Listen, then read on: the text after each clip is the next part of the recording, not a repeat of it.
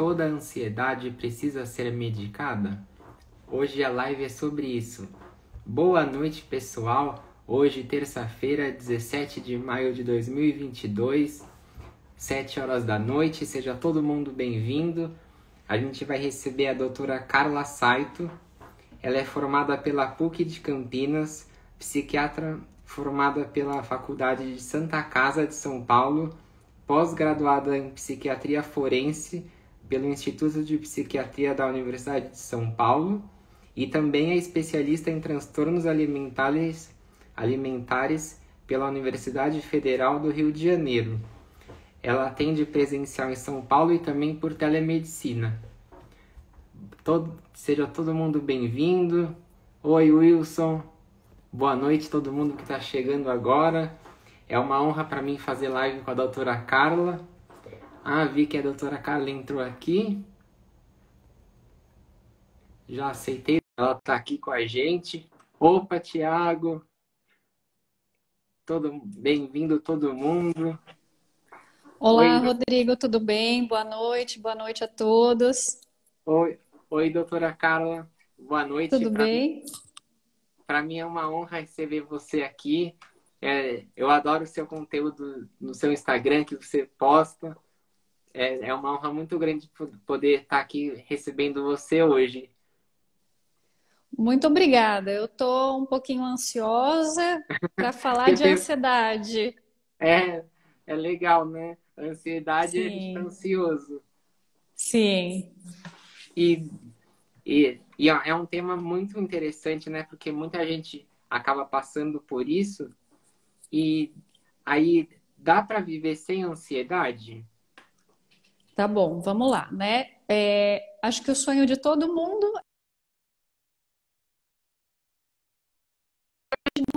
é querer erradicar essa emoção. Vamos lembrar do filme Divertidamente. Não existe uma emoção positiva e negativa. Todas as emoções são necessárias. Nós somos descendentes de pessoas ansiosas. Imagina lá na época das cavernas, uma pessoa mais paz e amor, chega um tigre ou um leão e a pessoa fica tranquila. Não dá, né? Então, a ansiedade ela é uma emoção necessária para a nossa sobrevivência. É pela ansiedade que a gente olha os dois lados da rua antes de atravessar. É pela ansiedade que quando a gente vê uma pessoa um pouco estranha, que talvez possa ser algum assaltante, alguém que possa nos agredir, a gente fica mais alerta e a gente vai tentar um mecanismo de fuga ou de ataque. Então, não dá e não temos que ficar sem ansiedade.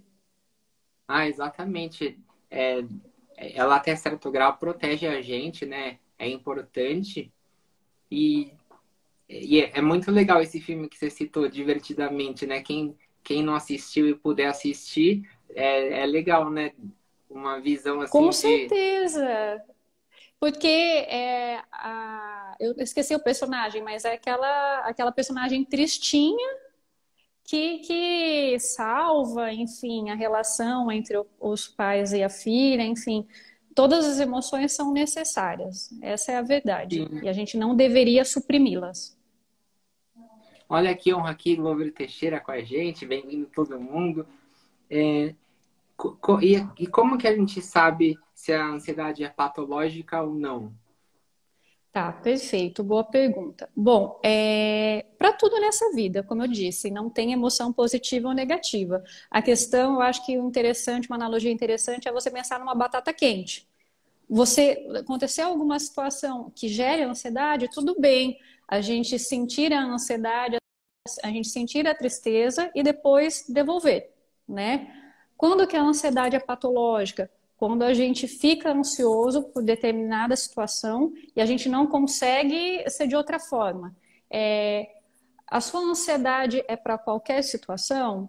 Ela está te causando um impacto muito grande no seu trabalho, nas atividades estudantis? Ela te causa um sofrimento significativo? Está atrapalhando o padrão de sono? Você está sentindo sintomas físicos? Aí, se tiver um comprometimento e um sofrimento, um comprometimento na sua vida e um sofrimento muito grande, ela é patológica e precisa ser tratada, né? Ah, perfeito.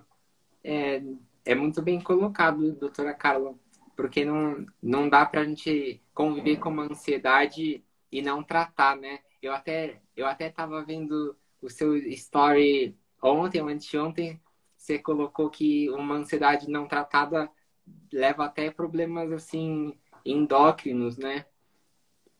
Com certeza, como eu te disse, a ansiedade é a emoção do risco e do perigo, né? Da luta e da fuga. Quando a gente tem uma crise de ansiedade, a gente tem uma descarga noradrenérgica muito grande. O que que vai acontecer? A gente vai ficar taquicárdico, com a respiração mais curta, vai elevar a nossa pressão arterial. Imagina você ficar num estado de tensão absoluta o tempo inteiro. Consequentemente, aumenta muito mais o risco de você ser hipertenso, de doença cardiovascular, de diabetes. Não, as pessoas não querem tratar a ansiedade porque, não, tratar a pressão alta, diabetes, a gente pode tratar porque é bom, vai aumentar a nossa expectativa de vida. A ansiedade, não. Não, pelo contrário, a ansiedade, uma ansiedade grave, uma depressão grave, é um processo inflamatório sistêmico. Tá agredindo o seu corpo, entendeu? É muito interessante, é um alerta para quem acaba deixando isso para depois, tem que tratar agora, né? E Sim, quais que são as doenças da ansiedade e a prevalência na população? tá, ótimo. Então, assim, se a gente fosse classificar a capítulo dos transtornos ansiosos, né? Tem um transtorno de ansiedade generalizada, que é o mais comum, né? Que seria o quê? O medo e preocupação persistente na maior parte do dia, por pelo menos 6 meses, tá? A pessoa tem uma dificuldade muito grande de diminuir, de controlar essa preocupação, e tem que ter pelo menos 3 das 6 características: alteração de sono, tensão muscular, irritabilidade, dificuldade de concentração, uma sensação de inquietação, de nervos da flor da pele e fadiga, cansaço.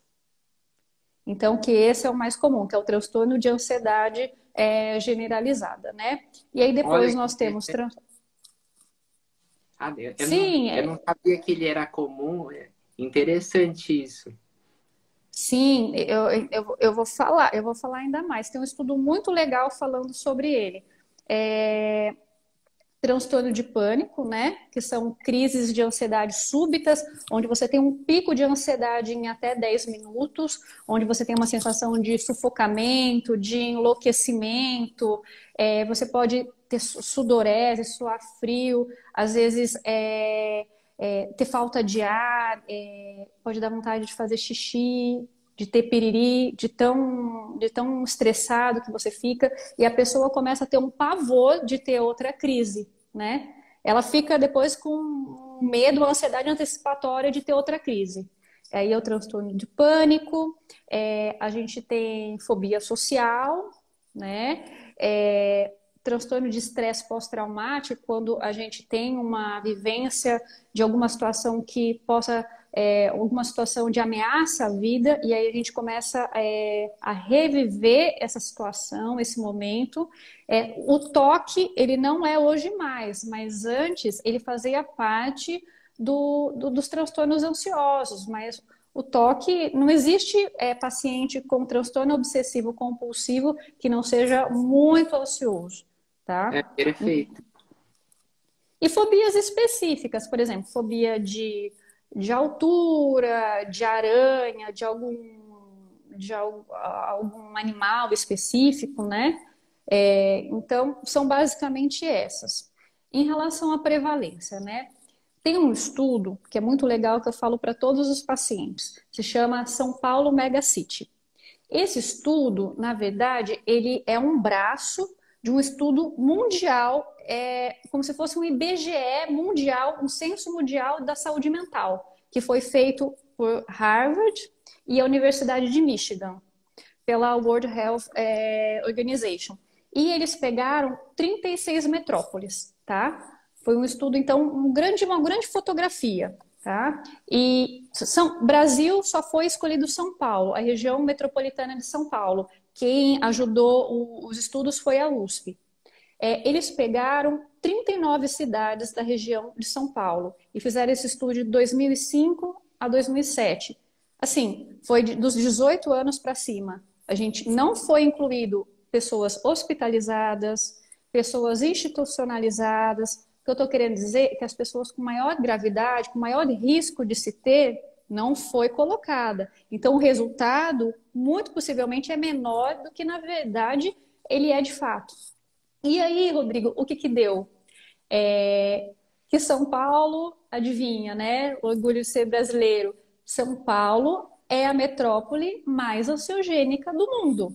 Ganhamos Do aí mundo? do mundo. Nossa, 30% dos paulistanos têm ansiedade patológica. Eu não estou falando de qualquer ansiedade. É ansiedade que precisa ser tratada.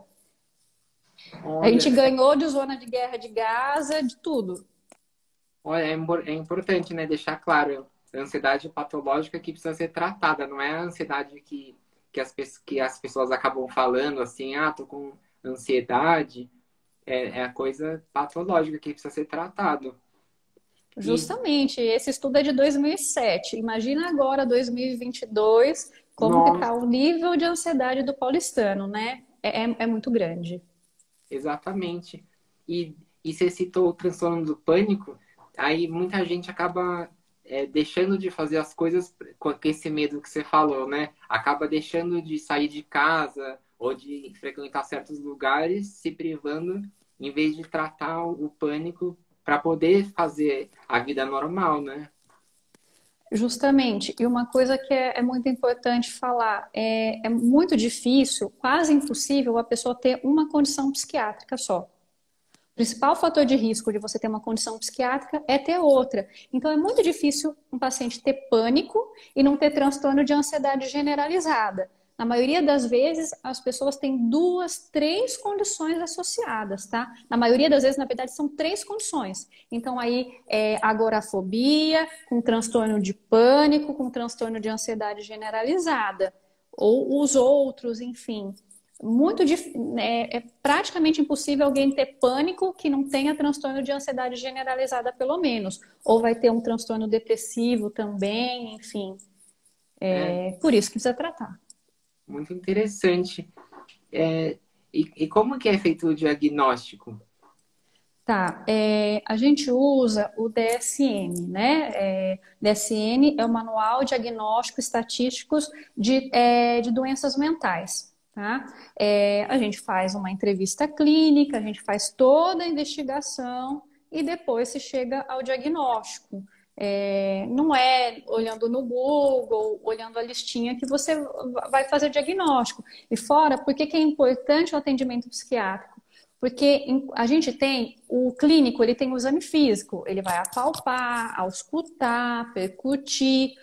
O psiquiatra, ele tem um instrumento que é o exame psíquico. Então, enquanto a gente está conversando com vocês, pode parecer que a gente não está prestando atenção, mas a gente é treinado. A gente está olhando 20, 30 características. Então, tem o exame psíquico do ansioso, tem o exame psíquico do deprimido, do esquizofrênico.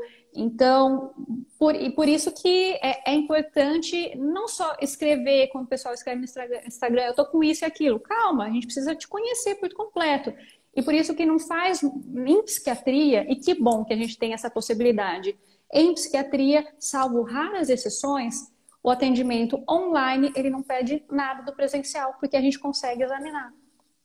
Olha, isso é muito interessante, né? Que você pode ajudar mais pessoas do que as que moram na cidade, né? Então você pode atender no mundo todo. Isso é, é muito legal, muito. E hoje em dia com a tecnologia dá para ver bem, né? O rosto da pessoa. É perfeito, não pede em nada. Eu, particularmente, eu gosto muito de atender online. A maior parte dos meus atendimentos são online. Eu até prefiro, para ser sincera. Olha que legal. Eu acho que é, se teve uma coisa boa da pandemia foi isso, já existia o atendimento online antes da pandemia? Com certeza, já é utilizado há 10, 15 anos na Europa e nos Olha, Estados Unidos. Isso é muito conhecido, já é muito difundido. Que mas aqui bom que cresceu. sim, que bom que a tecnologia ela nos trouxe isso, né? A pandemia, quer dizer, ela nos trouxe essa possibilidade. E é muito fácil, a gente manda a receita, chega no mesmo segundo, né, para o paciente, é tranquilo. Sim, perfeito. E, e no tratamento ajuda a fazer terapia, exercício físico e alimentação saudável? Com certeza. Eu sempre falo para os pacientes, para os meus pacientes, que o tratamento de saúde mental são quatro bases, né? Farmacoterapia com o psiquiatra e deixar bem claro, não é porque você vai num atendimento psiquiátrico que você vai sair com medicação. Não, a gente avalia, vê a necessidade. Então, quatro bases, farmacoterapia com psiquiatra, que eu posso explicar, psicoterapia com psicólogo, o melhor amigo do psiquiatra é o psicólogo, é o fisioterapeuta do ortopedista, é muito necessário terapia corporal e nutriterapia. Por que que eu chamo de terapia corporal? Porque quando a gente fala atividade física, é como se a gente colocasse num patamar inferior, e não é, né? Todos os meus pacientes que desmamam de medicação, que recebem alta, estão em atividade física. Não dá para você Olha, tratar uma ansiedade sem terapia corporal. O melhor tratamento para a ansiedade é terapia corporal, qualquer uma. E olha, nutriterapia também, né? Tem alguns suplementos específicos com mais embasamento que tem um impacto positivo para sintomas depressivos e ansiosos. olha. é, Aqui tem o Belisário aqui, grande parceiro, está sempre aqui. Uma outra pessoa também perguntou, o seu Instagram é psiquiatra.nutricional. Aí, Isso é psiquiatra nutricional. ou quem quiser ver agora, também pode clicar aqui em cima e ver, entrar direto no Instagram da doutora Carla. É muito legal, tem muito conteúdo. E, e os remédios para ansiedade viciam? Perfeito. Essa é uma dúvida muito comum de paciente, né? Que eles morrem de medo de ir no psiquiatra porque já escutaram que a vizinha tomou uma coisa e toma 20 anos e se para causa dependência. Então vamos lá. Depressão trata com antidepressivo e a ansiedade com ansiolítico? É, como que é? Não, não, não é. A maioria das pessoas acham, né? Porque o português, né? Por causa do Depressão, nome. antidepressivo e ansiedade ansiolítico. Não. Depressão trata com antidepressivo e ansiedade com antidepressivo também. Porque os neurotransmissores relacionados com sintomas depressivos são os mesmos que os sintomas ansiosos, tá? Como que a gente avalia o potencial de vício de qualquer substância? Qualquer uma pela velocidade de efeito. Por exemplo, se a gente fumar uma pedra de crack aqui agora, em segundos vai fazer efeito. Por isso que é altamente viciante. O Olha, antidepressivo, ele demora 2 semanas para começar a fazer efeito. O que que significa? Que quimicamente é impossível um antidepressivo causar dependência. Mas o que que significa também? Que no começo o paciente vai tomar e não vai sentir absolutamente nada. O ansioso, ele quer que tenha resposta imediata. Não é assim que vai acontecer, tá? Então é aos poucos. Mas qual é o ponto positivo? Você pode fazer o tratamento de forma segura, tranquila, não tem dependência química, tá?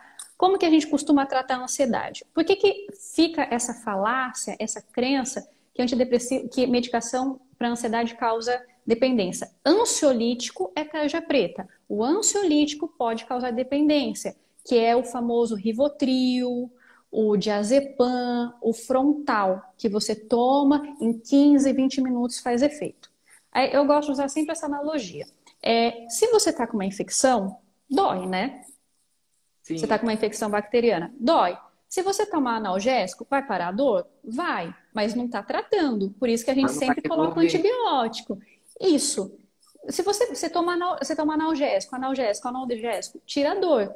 Mas se você parar, vai voltar a dor, porque a infecção está correndo solto. Quem trata é o antibiótico. Quanto mais você tratar, vai parar a dor. É a mesma coisa. O antidepressivo é o antibiótico e o ansiolítico é o analgésico. Só que o que acontece com muito paciente? Ele toma o Rivotril, nossa, parou, é isso que trata. E aí a pessoa fica ad eterno tomando. E aí quando para, tá vendo? Eu não posso parar de tomar, porque voltam os sintomas. Não, voltou porque você está fazendo o tratamento errado, né? O tratamento de ansiedade é o antidepressivo. Agora, uma outra falácia que acontece é pressão alta e diabetes. Se você vai no seu João lá, é obeso, hipertenso, fumante, vai na churrascaria 3 vezes na semana. E ele vai lá no clínico. Ó, seu João, vou te passar a medicação para pressão alta e para diabetes. Mas o senhor tem que parar de fumar, tem que diminuir a bebida, tem que começar a fazer atividade física. E o seu João não faz nada, né? Se ele parar de tomar a medicação, o que vai acontecer? Vai descompensar tudo, não vai? Sim, exatamente. Sim, mas todo mundo sabe que remédio para pressão alta e diabetes não causa dependência química. É porque ele não foi tratar as causas. Medicação psiquiátrica funciona exatamente da mesma forma. Você tomar o antidepressivo vai diminuir sua ansiedade? Vai, mas você precisa tratar as causas. Quais são? Resolver a situação que está te gerando ansiedade. É o seu trabalho? Você está com um problema no trabalho? Será que não vale a pena então você trocar de emprego? É o relacionamento? O que está te atrapalhando? Você está fazendo atividade física? Você está fazendo psicoterapia para ressignificar essas situações problemáticas? O que Olha, acontece? Não, que aqui, acontece com uma boa parte? Só um segundinho. Uma boa parte dos pacientes começa a tomar remédio, toma bolinha todo dia, passa 1 mês, 2 meses. Nossa, eu tô super bem. E aí, no retorno, você tá fazendo atividade física? Ah, não tem tempo. Você tá fazendo psicoterapia? É muito caro. E aí a pessoa se sente bem, ah, fiquei bem sozinha, eu vou tirar o remédio, eu tô legal. E aí volta todos os sintomas. Só que o que a pessoa fala? Tá vendo? Toma muito cuidado com medicação psiquiátrica, porque é perigosíssimo, porque vicia. Não é verdade, a pessoa não tratou a causa. perfeito, doutora Carla. É, achei muito interessante a comparação que você fez com antibiótico e analgésico. E também é importante que as pessoas acabam tomando o antidepressivo e não têm paciência de passar os primeiros 15 dias, que é o mais difícil, né?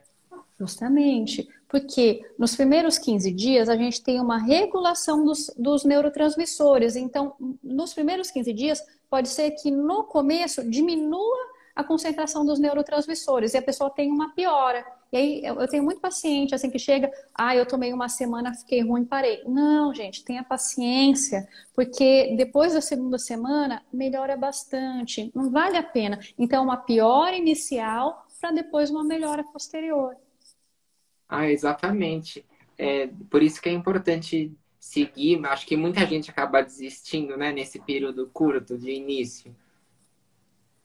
Desiste. Os meus pacientes não, porque eu reforço muito, eu explico certinho. A grande maioria fala: olha, você falou mesmo que ia ser chato, foi chatinho no começo, mas estou bem melhor. Vale a pena persistir. Perfeito. Também achei muito interessante que você falou, né, que não é só tomar o remédio, tem que ver por que está causando. Então, a remédio não vai ser a solução mágica, tem que tratar também a causa. Por isso que é importante alinhar a terapia, exercício, tudo isso, né? Com certeza. Eu sempre falo para todos os pacientes meus, né? Vou falar aqui agora para quem está ouvindo. Paciente não vem de passividade, tá? Paciente, o indivíduo, ele é corresponsável pelo tratamento, pelo resultado. Então, tem paciente que voa e tem paciente que patina. Qual que é a diferença? O comprometimento que ele tem com o tratamento e o comprometimento do próprio resultado. Então, assim, a ansiedade dá para melhorar muito, só que leva um tempo, né? A gente usa o CANMAT, que é o guia. O CANMAT é o protocolo canadense para tratamento de transtornos de humor e ansiedade. Pelo CANMAT, depressão é 1 ano de medicação, paciente estável, a gente começa a desmamar. Ansiedade são 2 anos de medicação. Ué, mas por que a ansiedade o tratamento é mais longo que depressão? Mesmo uma depressão grave, né, com ideação suicida, por quê? Porque uma pessoa, Rodrigo, ela pode ter um funcionamento psíquico normal, mas aí perdeu um ente querido, perdeu um emprego, teve alguma doença, ela pode desenvolver um episódio depressivo grave. Agora, o ansioso, ele é ansioso, ó, desde pequenininho. Olha, Eu todo ansioso na adolescência, já era ansioso. Tem pai, vem de casa ansiogênica, ou o pai, ou a mãe, ou na maioria das vezes os dois são ansiosos. Por quê? Porque a gente aprende com repetição. Quem são as nossas principais figuras na infância? É o pai. Aí você vê o seu pai que qualquer coisa que acontece, ele já responde de forma ansiosa. Você vai repetir. E a sua mãe também. Por isso, pela cronicidade do quadro, o tratamento é mais longo, tá? Então, não tem esse negócio que as pessoas pensam, a depressão é mais grave que a ansiedade. Não. Aliás, a ansiedade é mais difícil de tratar do que a depressão. Pelo CANMAT, você trata. É muito comum o paciente ter sintoma depressivo e ansioso associado. E a gente coloca o antidepressivo. A maioria fala: nossa, melhorei bastante do sintoma depressivo. E o ansioso? Ainda tá. Sintomas ansiosos demoram 6 meses a mais para diminuir do que sintoma depressivo. Então, o tratamento é mais resistente e se faz mais ainda importante os outros membros, os outros braços do tratamento, psicoterapia, terapia corporal e nutriterapia, né? olha que legal. É, aqui a Camila Ares está sempre aqui com a gente. Ela falou aqui que toma medicação há 10 anos, tudo certinho, que melhorou. Aí ela falou a questão de não ter cura, só controle. Aí eu queria aproveitar esse comentário e perguntar é possível com a ansiedade ter cura, de não precisar mais dos remédios? Tá. Ou, Tá. Olha, Rodrigo e Camila, eu não sei, eu acho que eu sou uma psiquiatra otimista, tá? Então, para mim, não tem cura esquizofrenia, porque ainda não existe cura e vamos torcer para que exista no futuro. Bipolaridade não existe cura, né? Autismo também não existe cura. Agora, ansiedade, por que alguém não pode ter cura? Depressão, alguém não pode ter cura. Você tem fases da vida de maior exacerbação, mais remissão da ansiedade, mas eu tenho muito paciente que já dei alta e ficou super bem. Eu não vejo dessa forma. Eu entendo que talvez na literatura esteja escrito que não tenha cura, mas eu particularmente eu não vejo dessa forma. Eu vejo que sim, ansiedade tem cura e depressão tem cura. perfeito. É ótima notícia para gente e esperança também é incrível. E, e, e é comum também a gente ter a ansiedade acabar desencadeando é, o, acabar desencadeando no intestino, alguma alteração intestinal? Com certeza. Eixo intestino-cérebro, né? O nosso segundo cérebro é o nosso trato gastrointestinal. A gente tem mais de 500 milhões de neurônios no nosso intestino. Olha, Então, sim, 95% da nossa serotonina, que é o principal neurotransmissor relacionado a sintomas depressivos e ansiosos, é produzido pelas células intestinais, né? Ela está envolvida com mais de 30 neurotransmissores. Então, não tem como, se você está mal psiquicamente, você não ter alguma alteração gastrointestinal e vice-versa. Se você não está com uma alimentação adequada, isso vai impactar na sua saúde mental também. perfeito. A Natália está sempre aqui com a gente também. ela falou ansiedade traz depressão e depressão traz ansiedade. Aí eu queria saber, assim, para quem não sabe, qual que é a diferença básica de... Que muita gente acaba confundindo ansiedade e depressão, né? Qual que é a diferença? Tá, legal. Sua pergunta é muito pertinente. As pessoas acham que são caixinhas separadas, mas na verdade não. Por que que a gente trata ansiedade com antidepressivo? Porque elas são confluentes. Os sintomas nucleares são diferentes. Quais são os dois sintomas nucleares da ansiedade? Medo e preocupação. Quais são os dois sintomas nucleares da depressão? Humor deprimido, né? Tristeza e falta de prazer, tá? Esse termo chama anedonia, que é falta de prazer em coisas que antes eram prazerosas. Então, essas são as diferenças. Mas a gente tem muitas coisas em comum. Por exemplo, fadiga. Ah, eu tô com fadiga. Fadiga é um sintoma comum da ansiedade e da depressão. Alteração de sono é um sintoma comum da ansiedade e da depressão. Outro muito comum, dificuldade de concentração.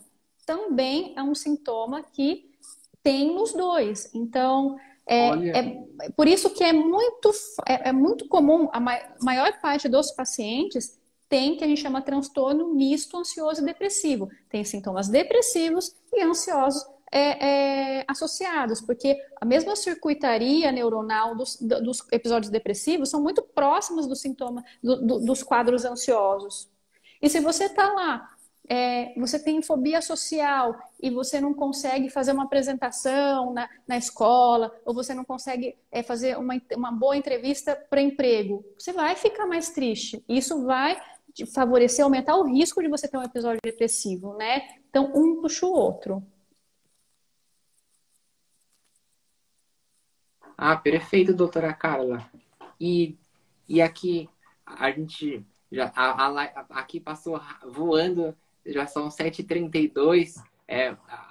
Tô adorando aqui a live, doutora Carla. E, e aqui, aproveitando que você é especialista em transtornos alimentares, né? Acho que deu uma travada aqui. Aí, voltou. Deu alguma travada aqui. Para mim, deu uma travadinha. Vamos ver se volta aqui.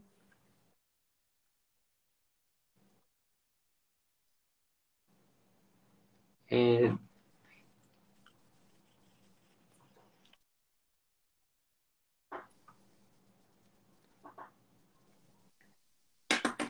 deu uma travada aqui. Ah, voltou. Não, ainda não. Tá. Vocês estão conseguindo me ouvir?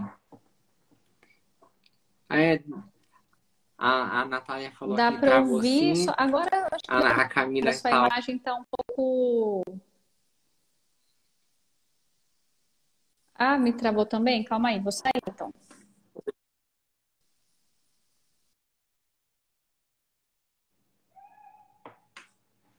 Ah, tá, tá incrível mesmo, Camila, a live com a doutora Carla. Eu tô adorando aqui. Uma grande aula aqui com a gente.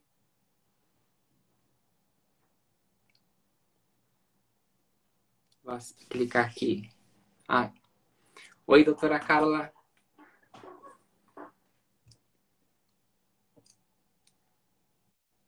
E agora vamos ver. E tá, tá, tá travando um pouquinho.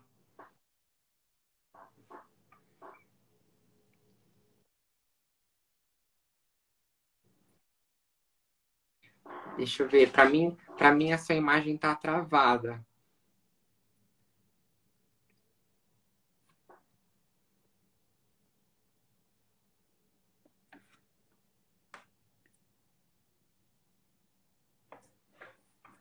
Ah,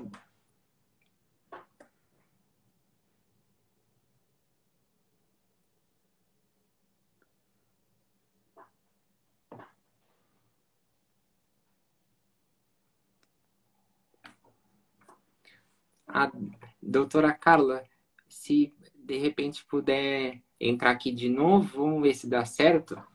Deu algum problema de conexão. Acontece isso mesmo, é normal aqui do Instagram.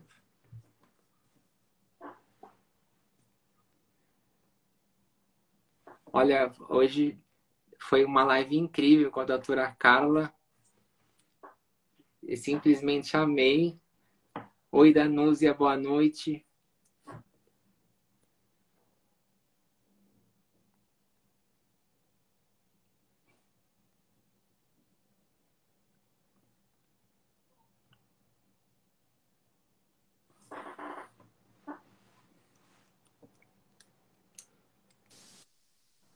Oi, Deu agora, agora? agora sim, voltou.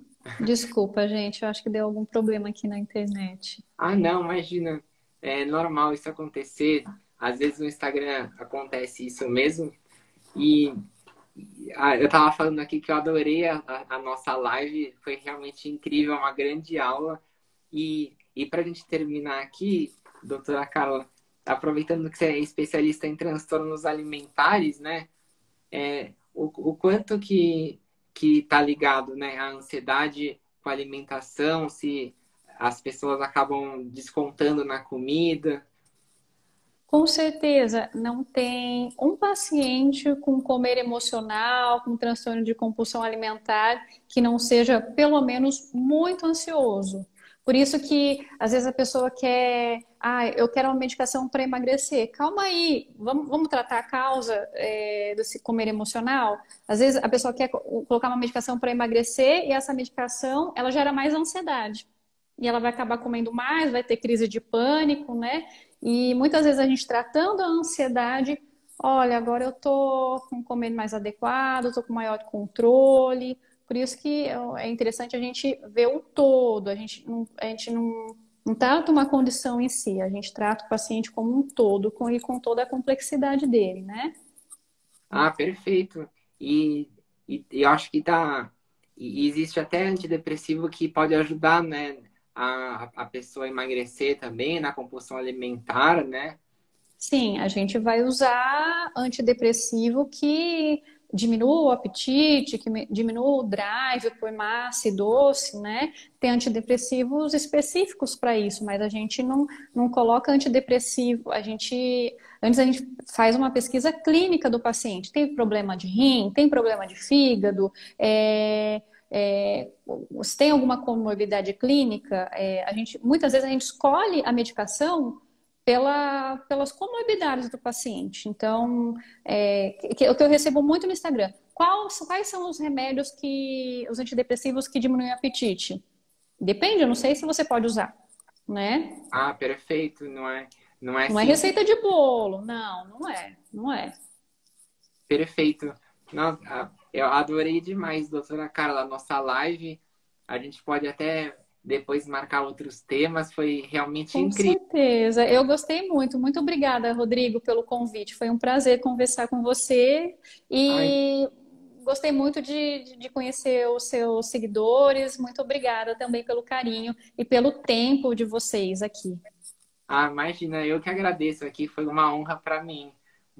Muito obrigado, doutora Carla. Obrigada, gente. Boa Tchau. noite para todo mundo. Tchau, tchau. Boa noite. Tchau, tchau.